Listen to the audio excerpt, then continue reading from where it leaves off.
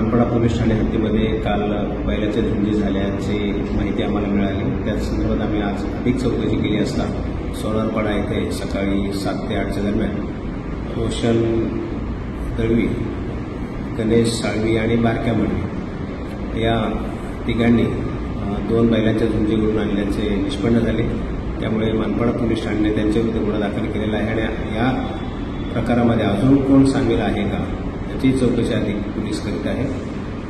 या झुंजीच्या वेळेस बैलांना त्यांनी क्रूरतेची वागणूक दिलेली आहे, तसेच जमलेल्या लोकांच्यासाठी त्यांनी कोणतीही सुरक्षेची उपाययोजना केलेली नव्हती, त्यामुळे त्यांच्या जीवितात धोका निर्माण झाला होता।